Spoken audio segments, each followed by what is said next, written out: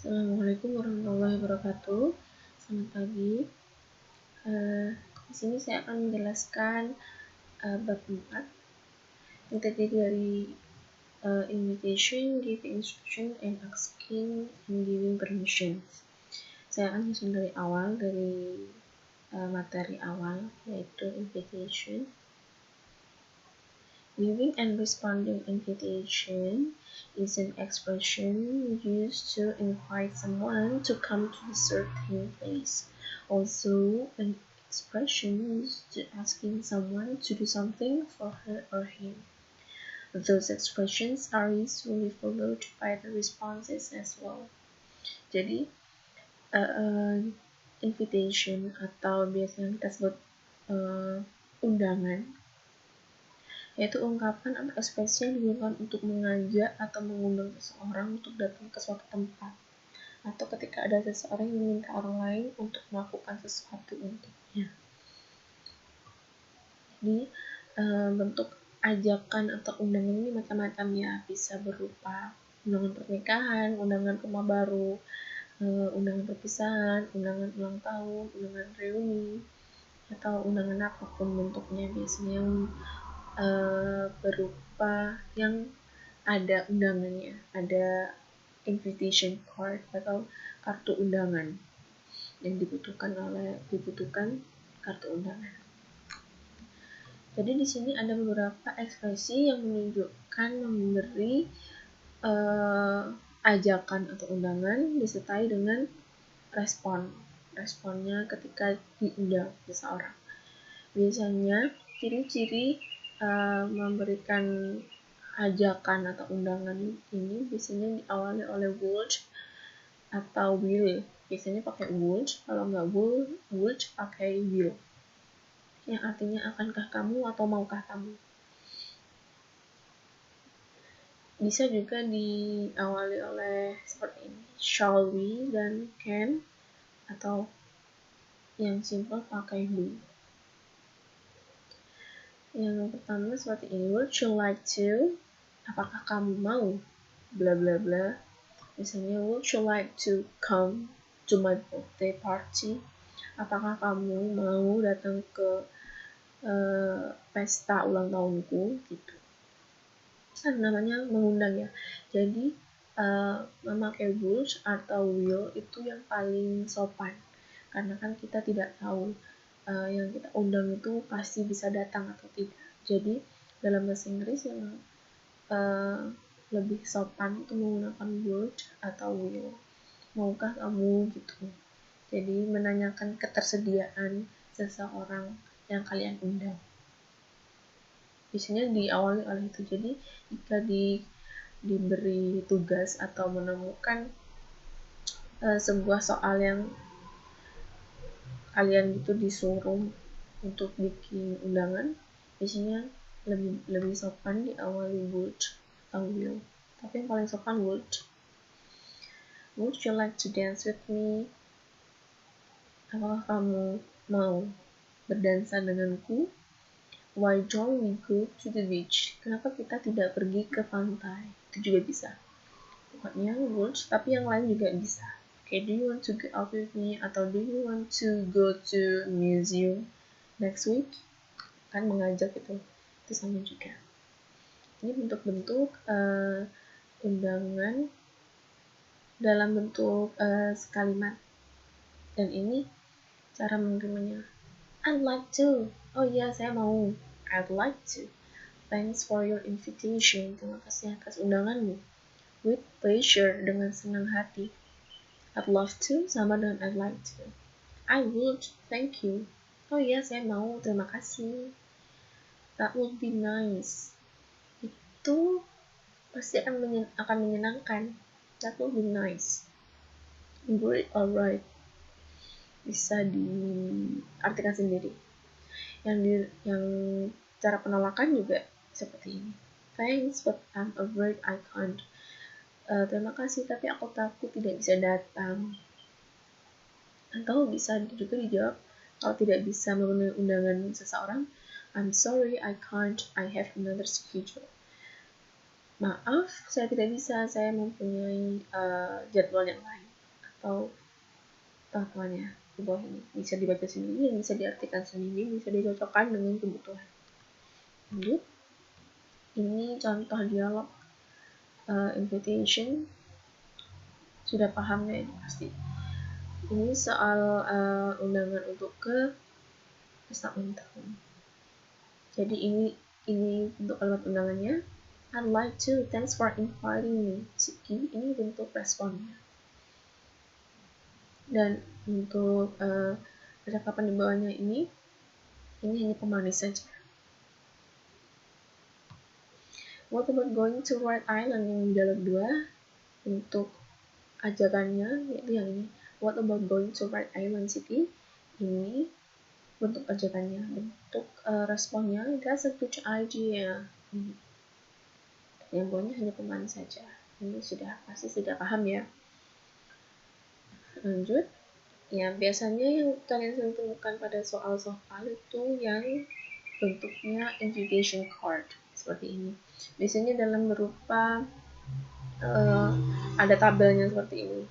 Yang mana invitation card itu berisi tema undangan atau tentang apa undangan itu dari judulnya sendiri. Misalnya SMP 1 Silaragung reunion gitu. Jadi temanya ini tentang reuni alumni SMP 1 Silaragung seperti itu.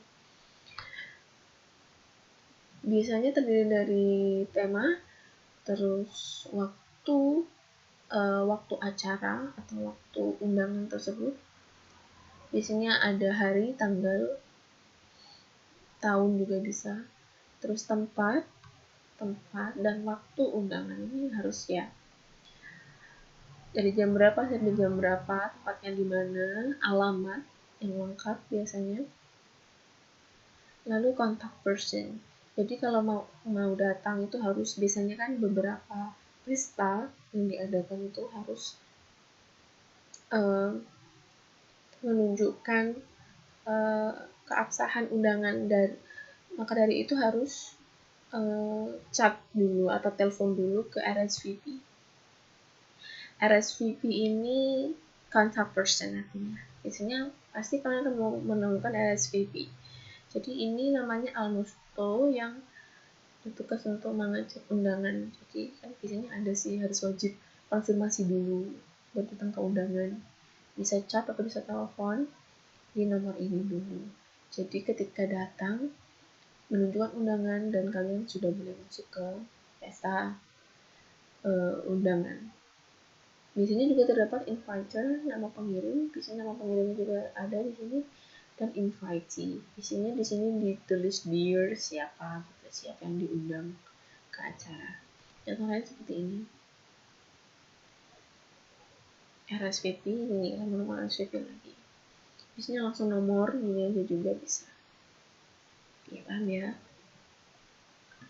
Sekarang lanjut ke bahasan giving instruction atau imperative.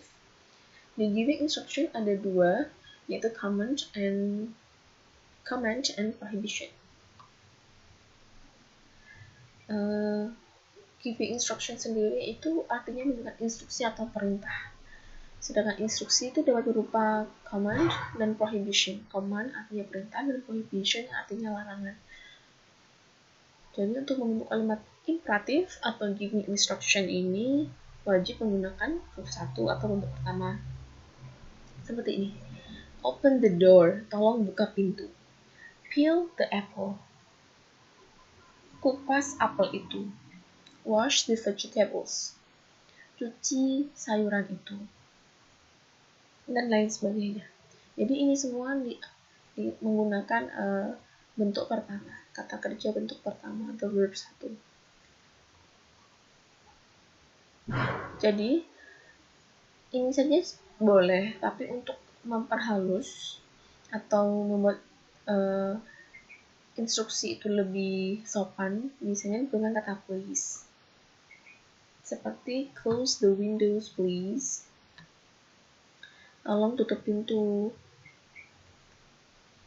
Please clean the classroom. Tolong bersihkan kelasnya. Jadi please bisa ditaruh di paling belakang, juga bisa ditaruh di paling depan. Seperti ini contoh-contoh perintah. Boil the water for 15 minutes. Rebus air selama 15 menit. Gitu. Jika kalimat perintah diikuti oleh kata sifat seperti careful ini hati-hati artinya, yaitu kata sifat. Brave juga kata sifat artinya berani, itu biasanya diawali oleh be. Jadi kalau mau ngomong atau memerintah kayak be a good boy, tolong jadi anak yang baik gitu. Itu biasanya diawali oleh be. Untuk yang lain kayak langsung kata kerja tidak perlu dipakai be. Ini kata kerja ya, boy kata kerja, put kata kerja, open juga kata kerja.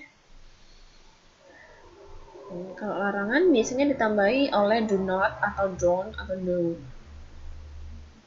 Sama juga jika larangan diawali kata sifat dikasih be setelah don't. Jadi don't be shy atau do not be late. Contoh larangan, do not eat before it is warm. Jangan makan sebelum makanannya hangat. Tinggal tambahin do not atau don't atau no di awal kalimat. Larangan melarang. Do not enter the room. Jangan masuk ke kamar. Do not enter the room. Jangan masuk ke kamar. Ini contoh dialognya. Bisa kalian baca sendiri ya.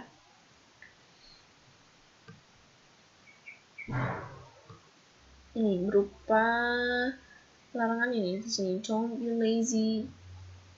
Get up and have some exercise. Okay, wait.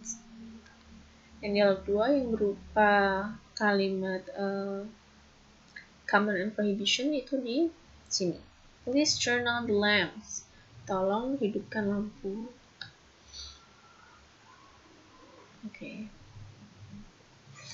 Lanjut.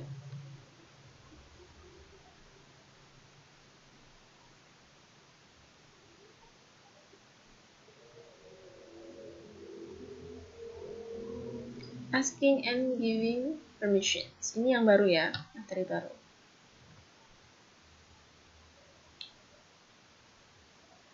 Asking and giving permission ini artinya memberi dan merespon izin. Asking permission berarti meminta izin dari seseorang, giving permission sebaliknya memberikan izin. Contoh asking permission ini meminta izin ya. Kalau asking permission itu meminta izin, itu bisa diawali dengan may atau can atau do, would juga bisa. Tapi biasanya yang paling sering ditemukan itu yang may sama can. Kalau untuk may ini lebih sopan karena artinya boleh. May I use your computer? Bolehkah saya menggunakan komputermu? Karena bolehkah itu kan lebih sopan daripada can. Can I open the door please? Bisakah saya membuka pintu? Itu kan agak konotasinya agak maksa ya bahasa. Maksudnya artinya itu lebih ke boleh ya, masa nggak boleh sih gitu kan kalau can. Kalau may ini lebih ke lebih sopan gitu. Bolehkah saya menggunakan komputer ini? Gitu. May I biasanya diawali oleh may sama can. Kalau do you mind if I turn on the fan? Apakah kamu keberatan jika saya menghidupkan kipas angin? Seperti itu.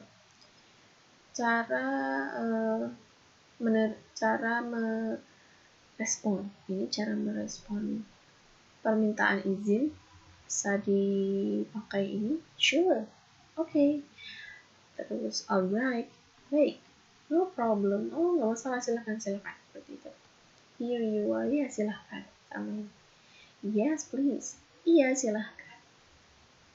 Kalau menolak tinggal bilang, oh, I'm sorry, you can't. Maaf, kamu nggak bisa. Misalnya kita nih, may I use your computer? Bisakah saya menggunakan komputermu? Oh, maaf, saya nggak bisa. I'm sorry, you can't. Oh, maaf, kamu nggak bisa. kamu nggak bisa pakai komputer itu. Paham ya? Bisa dibaca pelan-pelan biar paham. Ini contoh dalam dialognya. Di sini bisa diketahui dialog ini menerangkan tentang Ronnie yang kepanasan di ruangannya. Jadi dia minta izin ke Tanya. Can I open the windows and the door? It's very hot in this room. Di ruangan ini sangat panas. Bisakah saya membuka jendela dan pintu? Ini responnya Tanya. Sure. And you can turn on the fan too. Dan kamu bisa menghidupkan kipas angin juga.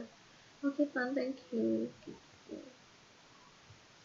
Kalau dialog 2 ini tentang resepsionis dan pasien ini bisa ditemukan di rumah sakit. The doctors are on the way going here. We're sorry for that. Please wait a minute.